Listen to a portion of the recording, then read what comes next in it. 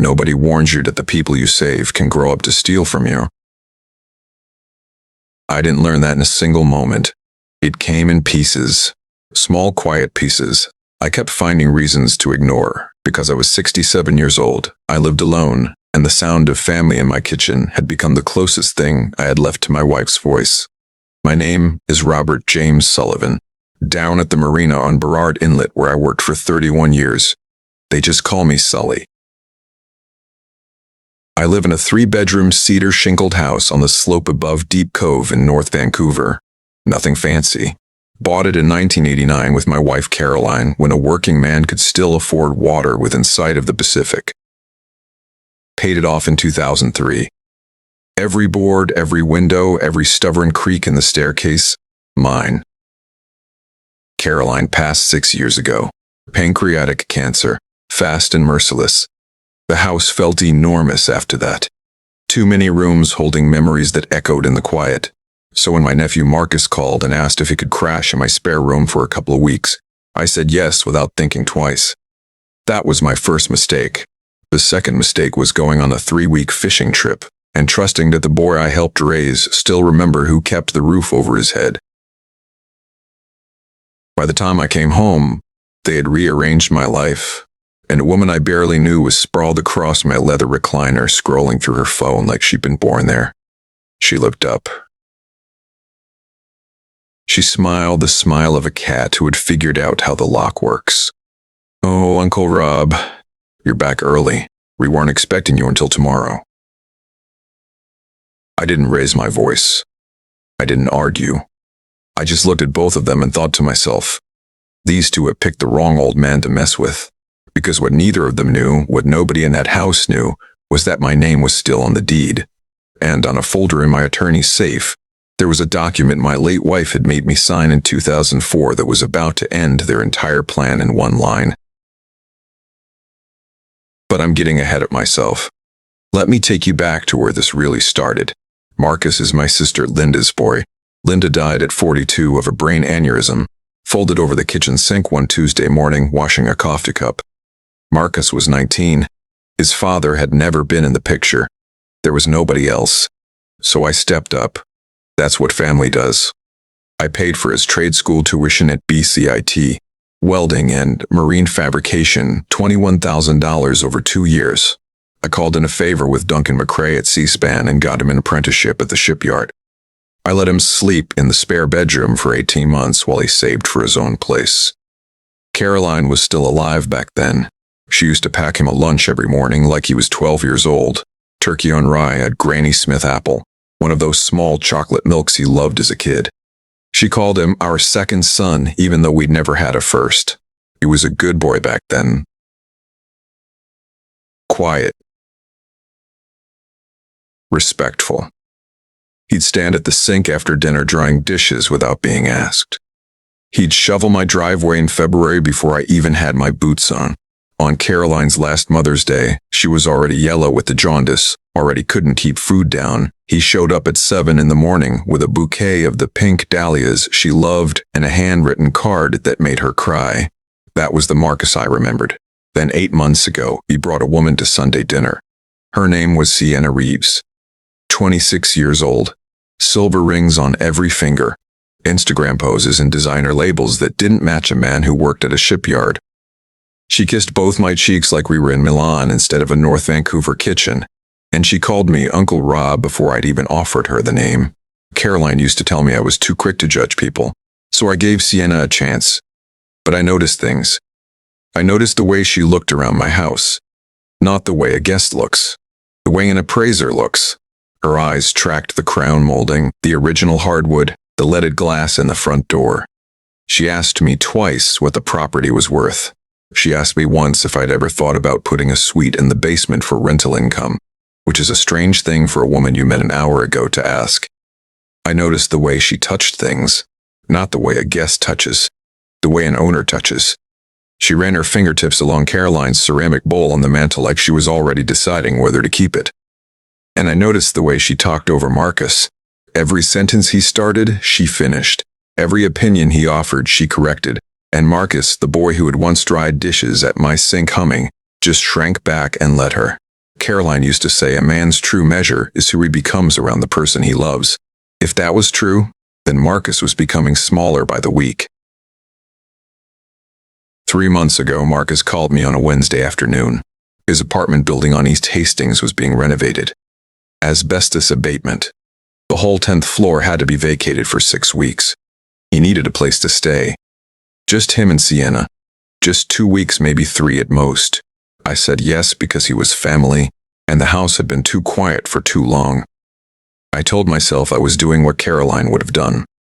2 weeks became a month. 1 month became 2.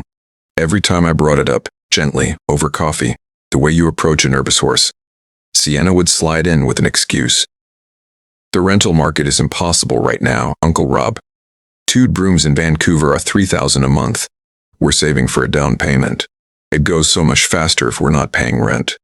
Marcus needs 1 more certification and then we'll have so many more options. Marcus would just nod and stare into his coffee. I let it slide. I told myself the same lie every retired man tells himself. I was helping. Caroline would have done the same. I was wrong on both counts. The truth was, they had already picked out my house the way a locksmith picks out a lock. And the truth was, Caroline, my beautiful, sharp, 6 years dead Caroline, had spotted this exact thing coming 22 years earlier. She just hadn't been alive long enough to tell me the trap she'd already set. My oldest friend, Dennis Kowalski, had been planning a fishing trip to Haida Gwaii for 2 years. 3 weeks on the water. Salmon and halibut. Camping on Graham Island under a sky so black you could see the arm of the Milky Way. I almost canceled. Something in my gut told me not to leave. But Dennis had already booked the boat and the ferry crossing and the cabin, and I told myself I was being paranoid. Marcus had a key. He knew the alarm code. He'd been sleeping under that roof for 8 weeks. What could possibly happen in 3? I left on a Tuesday morning in early September, kissed my thumb, pressed it to Caroline's photo on the mantel, a habit I'd never grown out of, and drove north. 3 weeks. No cell service. No news. Just the sound of a spinning reel and Dennis's terrible jokes and the whistle of an old kettle over a driftwood fire. By the time we hit the ferry line back to Prince Rupert, I felt lighter than I had in 6 years.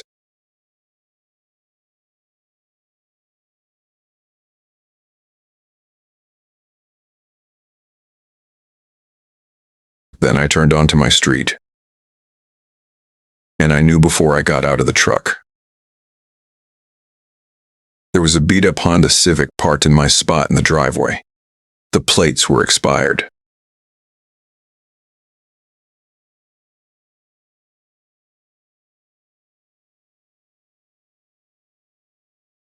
The Alberta sticker on the bumper was peeling. My lawn hadn't been mowed in a month.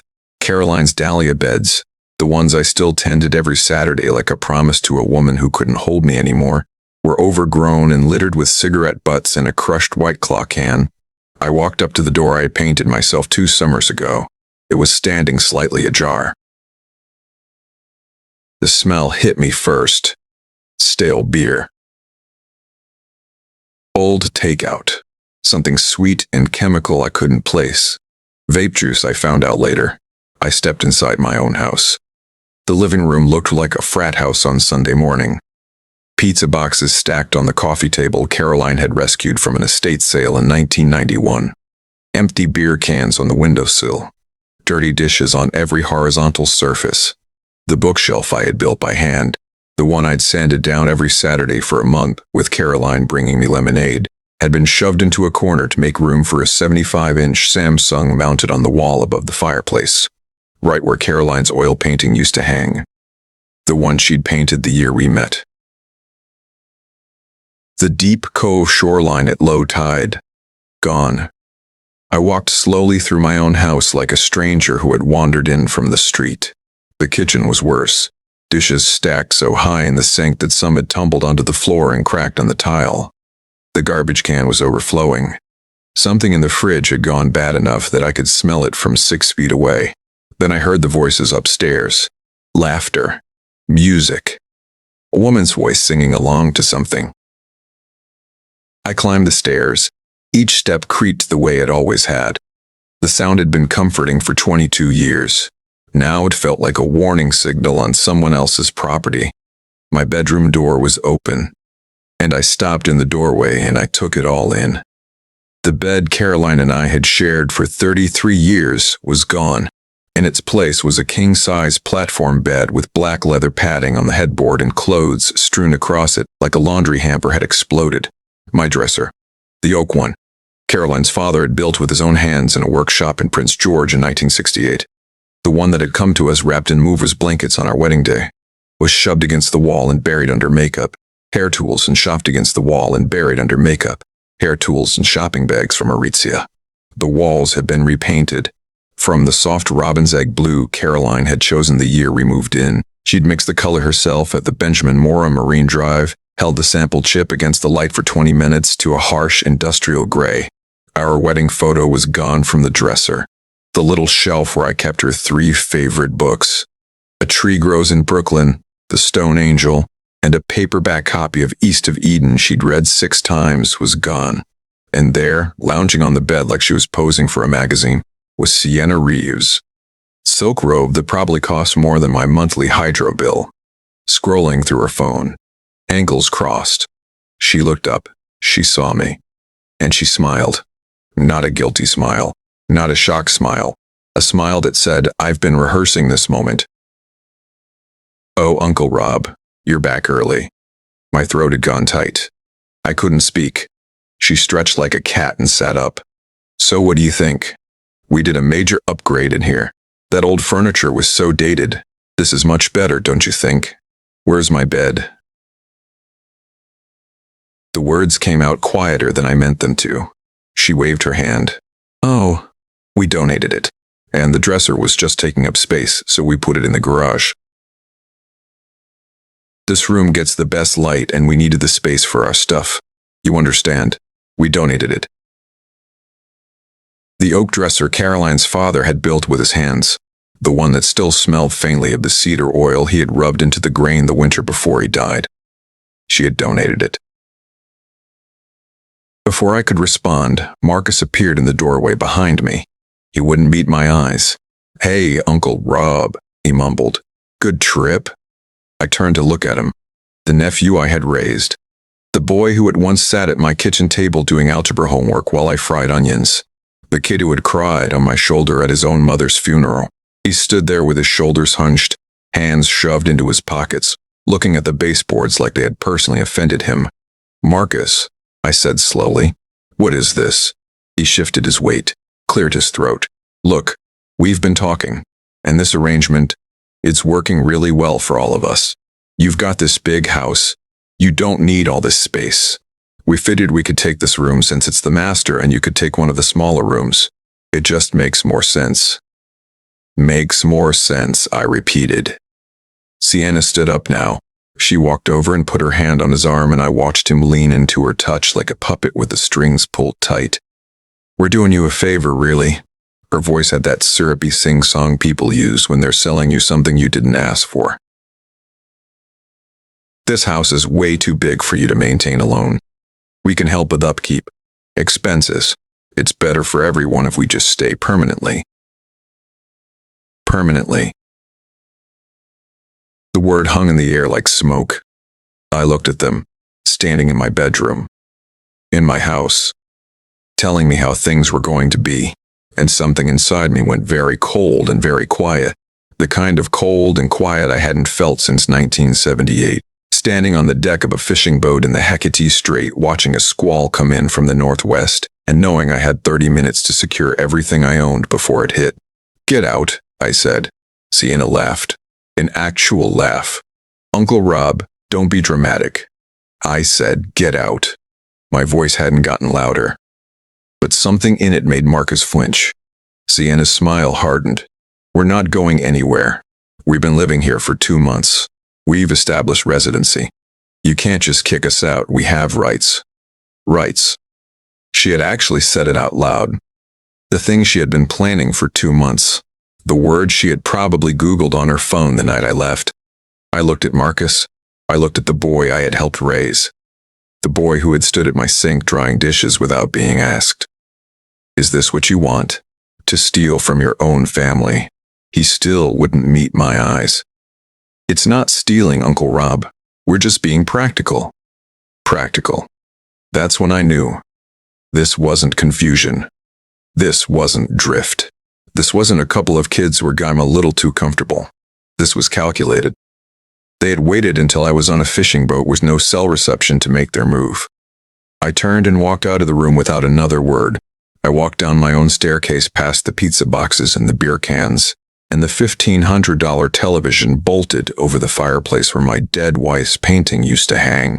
I walked past a stranger's shoes lined up next to the boots I had worn to Caroline's funeral. I walked out my own front door and I got into my truck. My hands were shaking when I turned the key. Not from fear, from rage, but also from something else, something I hadn't felt in 6 years. Clarity. They thought they had cornered an old man. They thought I was too tired, too lonely, too grateful for their company to fight back. They had no idea what they had just started.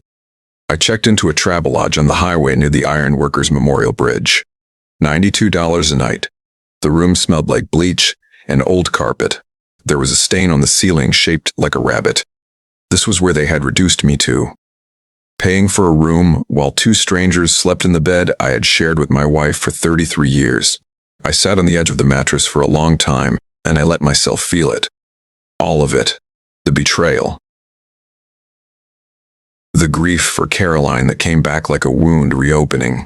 The specific shame of being an old man taken by two young people who thought old meant stupid. And then I let it burn down into something colder, something usable. Caroline used to say that anger is a fire, and a fire is only useful if you know what you want to cook with it. I picked up my phone. I made 3 calls. The first call was to Tom McKenzie. Tom and I have known each other since 1979. He was a first-year art-tickling student at a firm on West Georgia when I hired him to draw up my will for $200. He's now a senior partner at McKenzie Vale LLP and one of the sharpest estate lawyers in British Columbia. He's also the man who buried both his wife and mine within 18 months of each other, and we drink a bottle of Weiser's together every December 27th to market. I told him everything. He didn't interrupt. When I was done, he was quiet for a long moment. Sully, this is elder abuse. Financial exploitation of a senior. We can pursue this criminally if you want to. I want them out of my house. Legally. Completely. And I want them to understand what they've done. Give me 24 hours. Don't go back there yet. Let me handle this right. Then he paused. Sully. Do you remember what Caroline made you sign in the summer of 2004?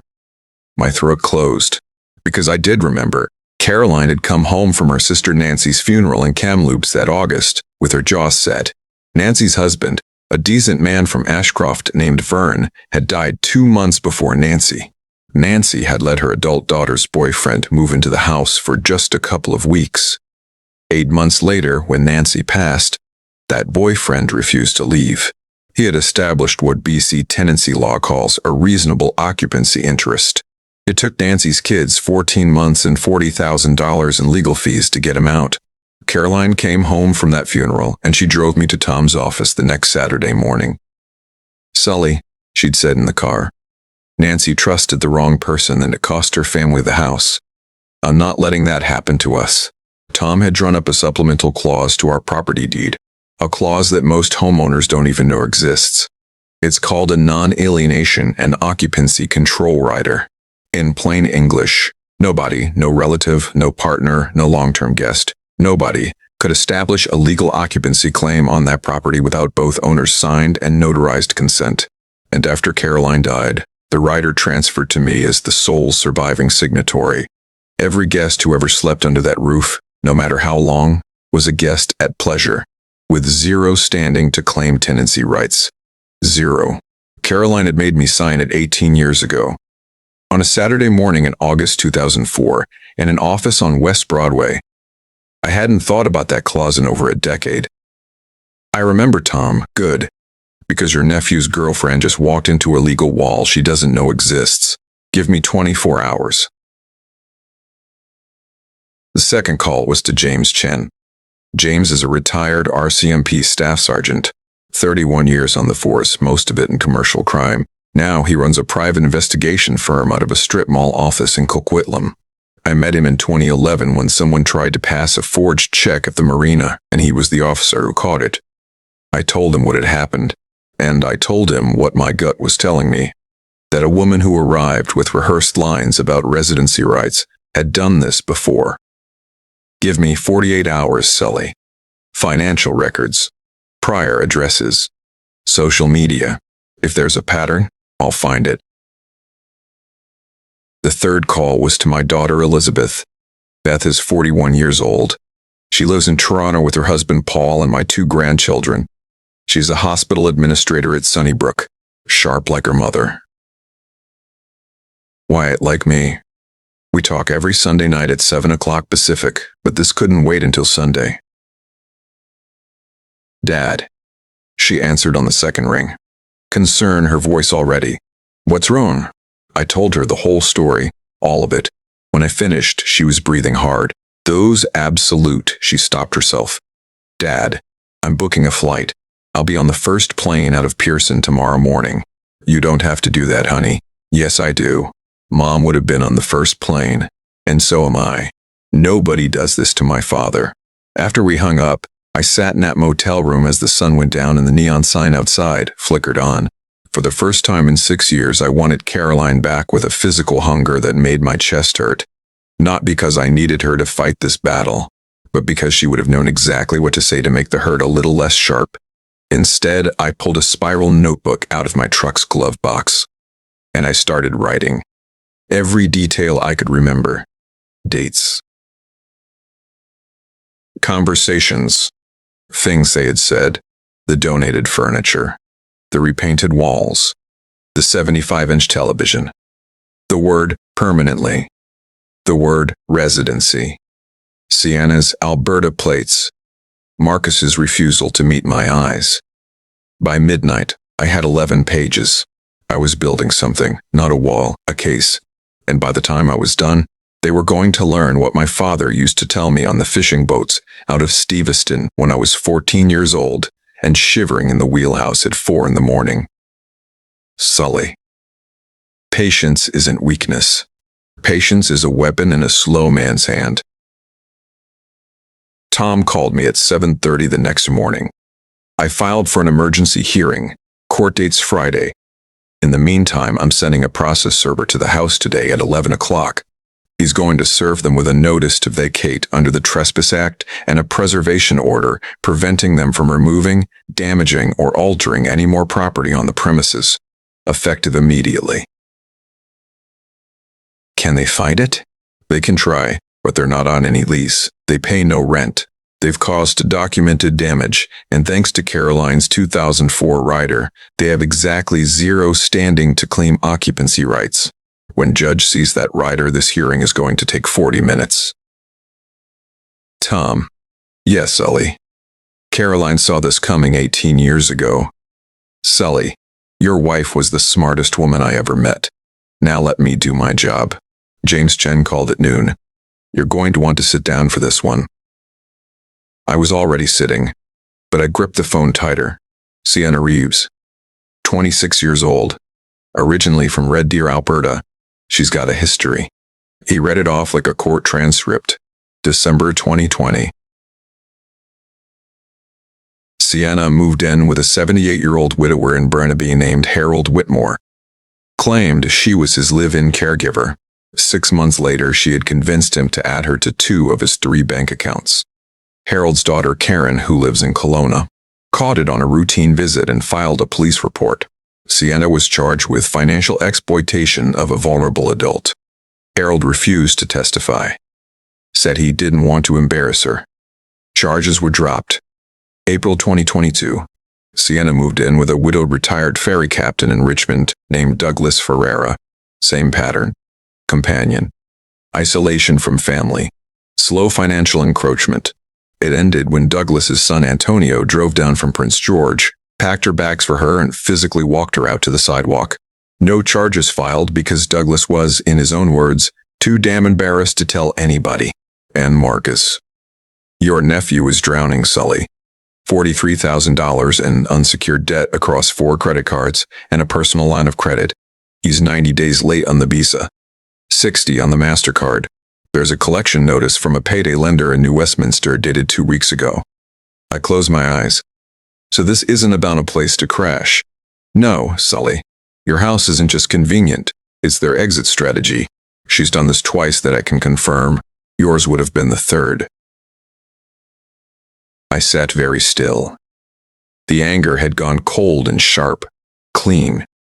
This wasn't just about my house anymore. This was about stopping a woman who had made a career out of hunting lonely widowers.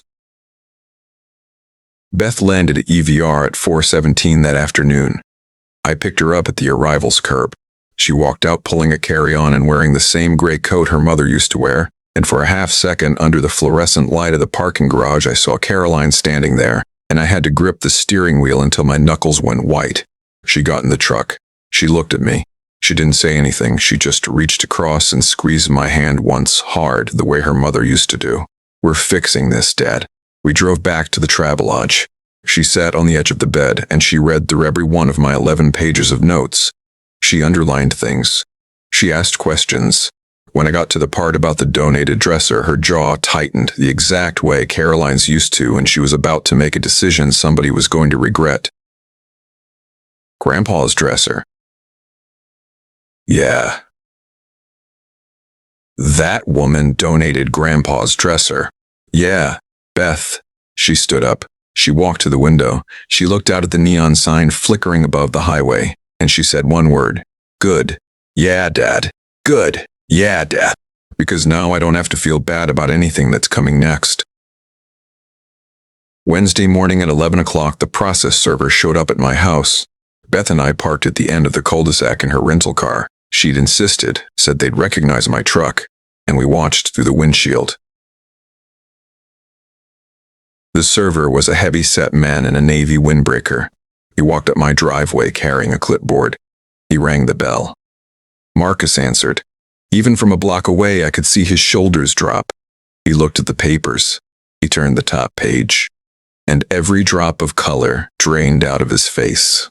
Sienna appeared behind him, snatched the papers out of his hand. Read them again. Looked up and down the street like she was searching for something.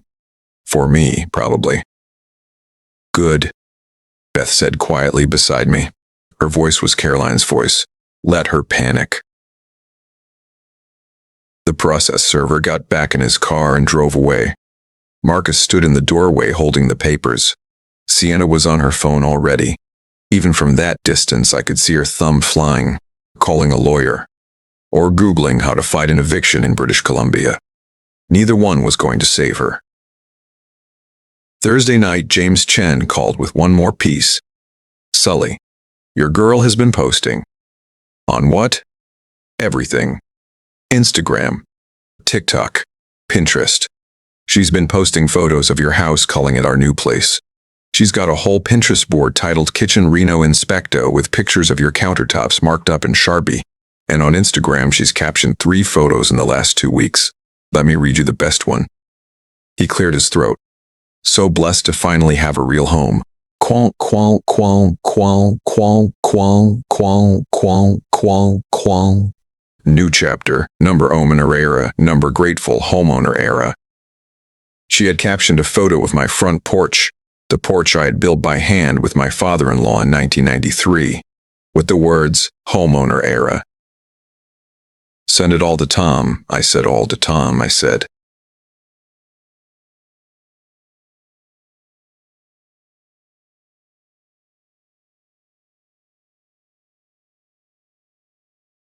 Pissed.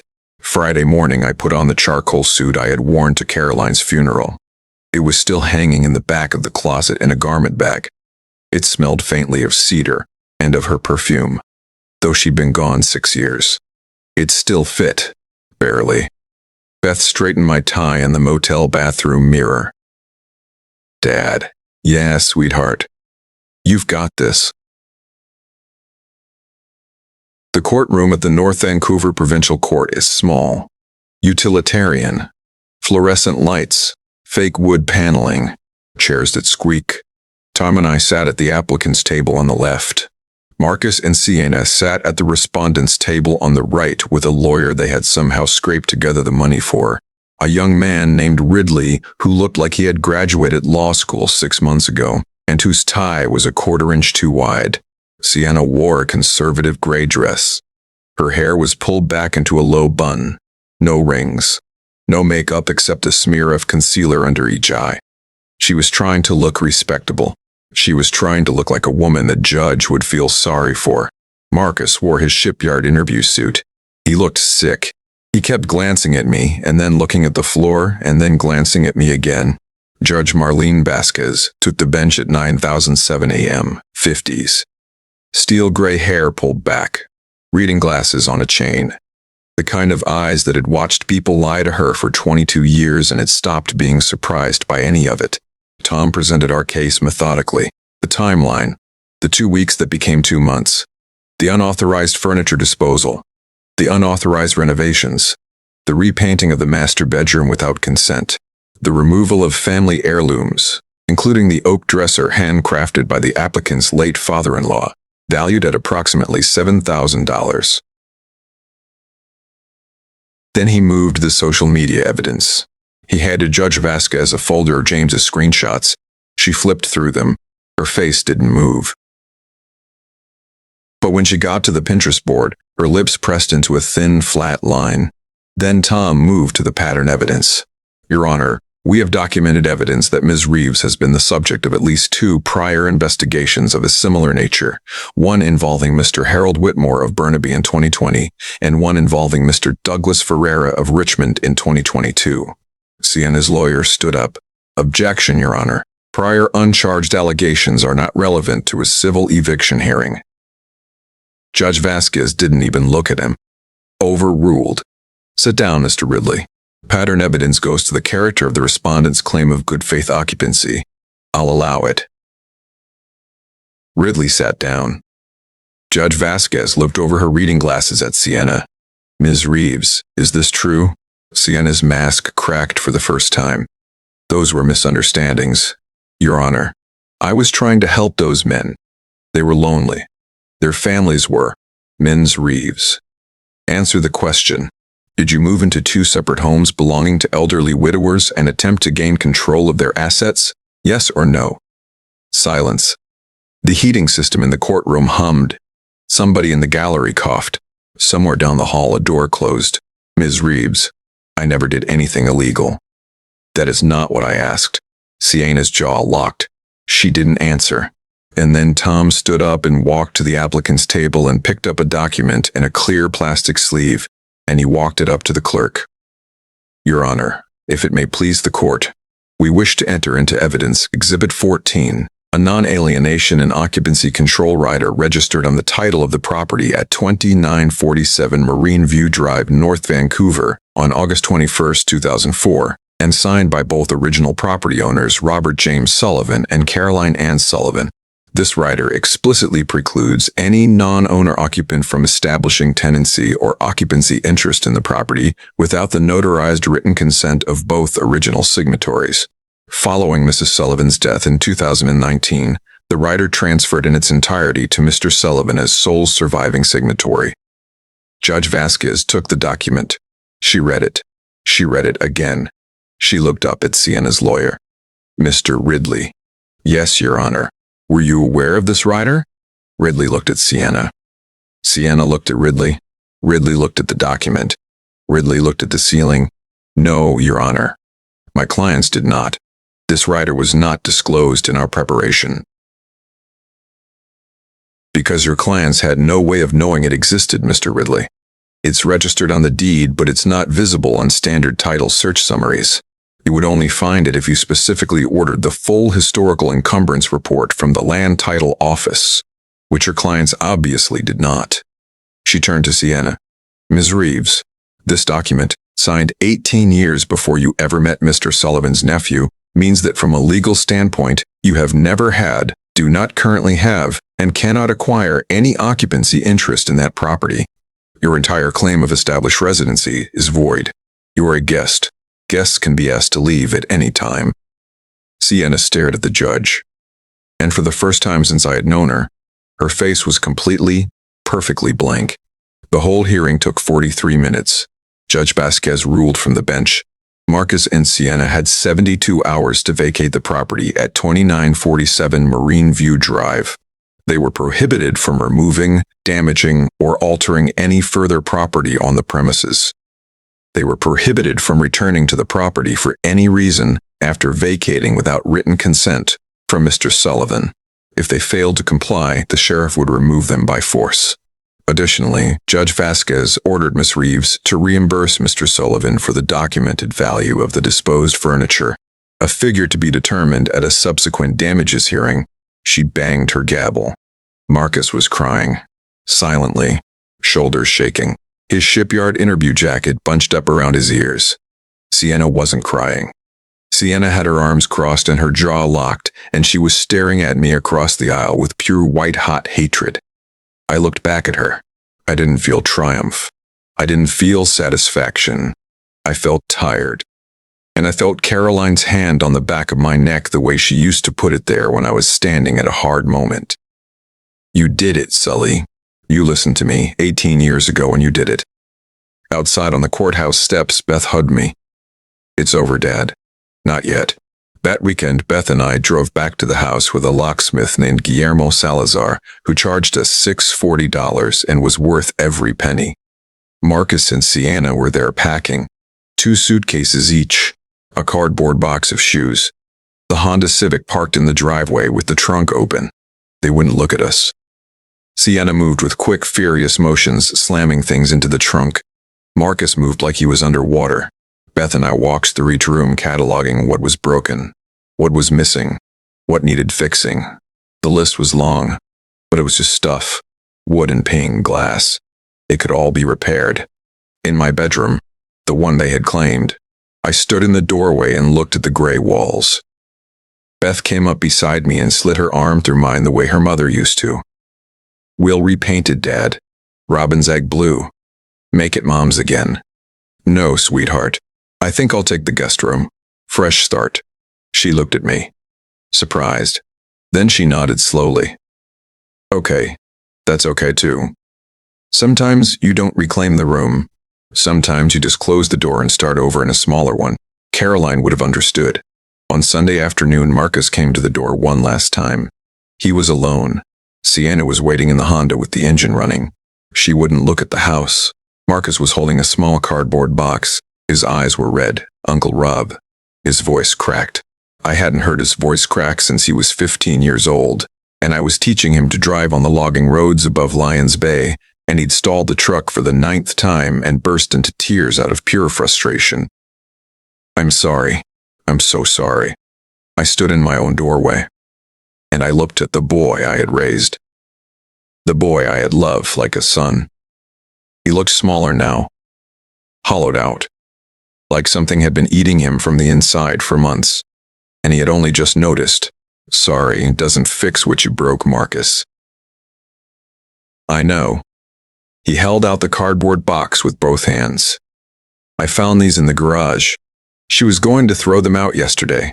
I hid them under the tarp. I took the box. I opened it.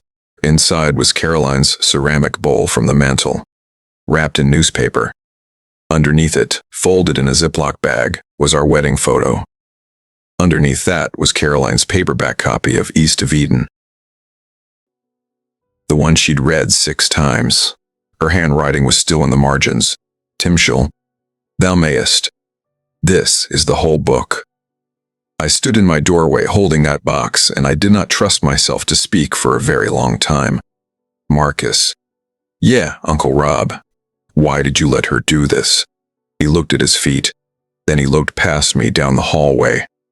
Then he finally, for the first time in 3 days, he looked me in the eye. Because I owe $43,000, Uncle Rob.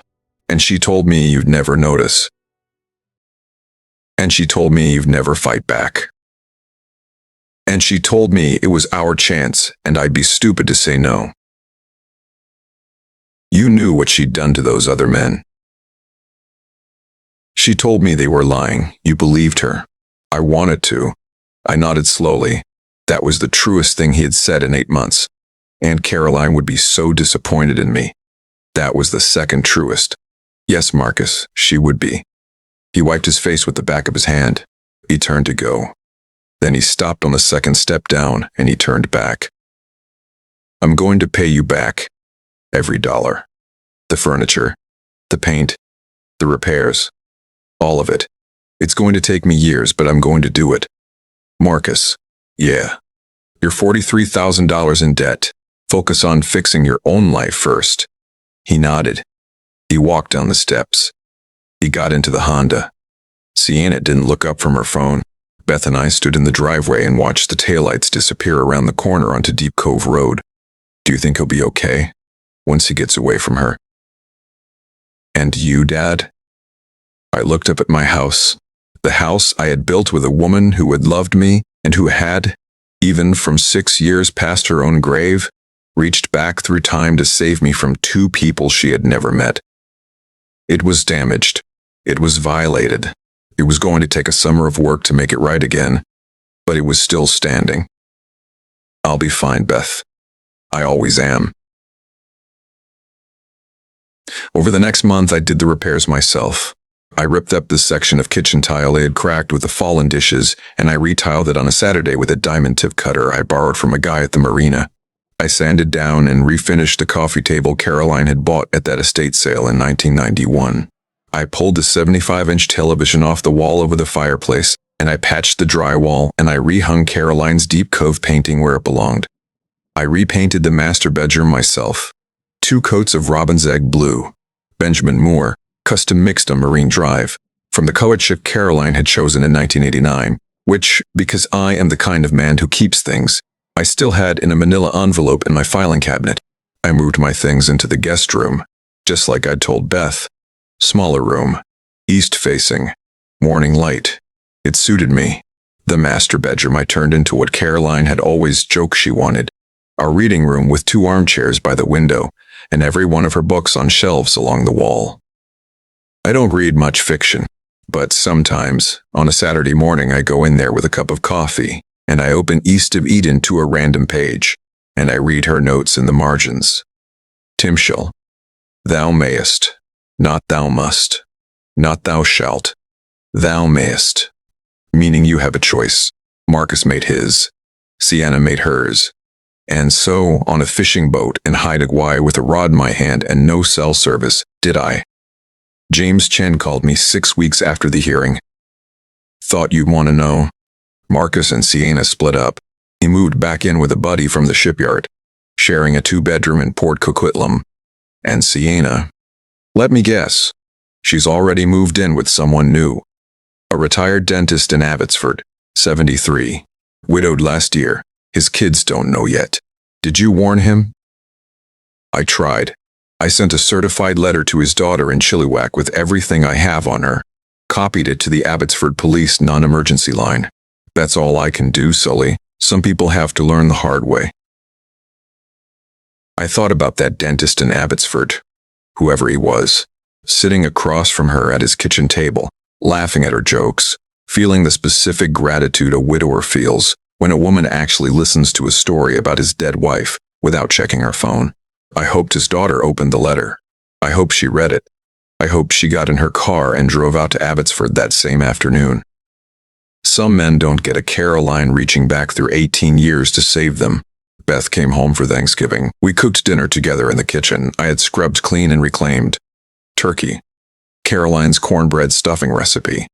The green bean casserole with the fried onions Beth had loved since she was 6. It was just the 2 of us at a table for 8. Paul and the grandkids had stayed in Toronto, and it should have felt small, but it didn't. It felt like the right size.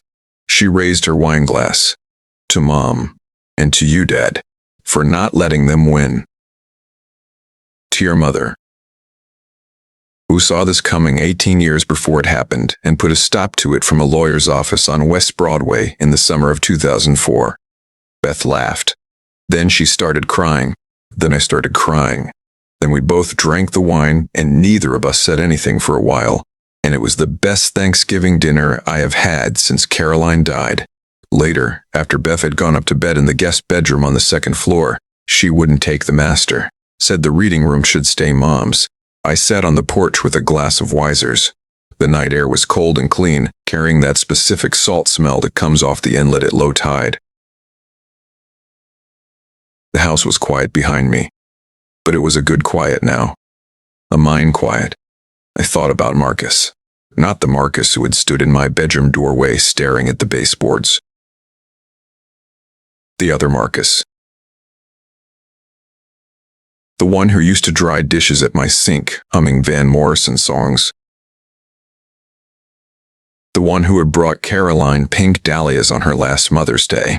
That Marcus was still in there somewhere, buried under $43,000 of debt and 8 months of being told by a woman with silver rings on every finger that he was smarter than the old man who had raised him. Maybe he would find his way back. Maybe he wouldn't. That wasn't my job anymore. My job was the house, and Caroline's garden, and a slow cup of coffee at the east-facing window every morning. My phone buzzed on the arm of the chair. Text message. Unknown number. Uncle Rob. It's Marcus. I left her 3 weeks ago for real this time. I'm in a program. I met with a credit counselor at Banksy on Tuesday. I know you won't forgive me. I know I don't deserve it. I just wanted you to know I'm trying to be better.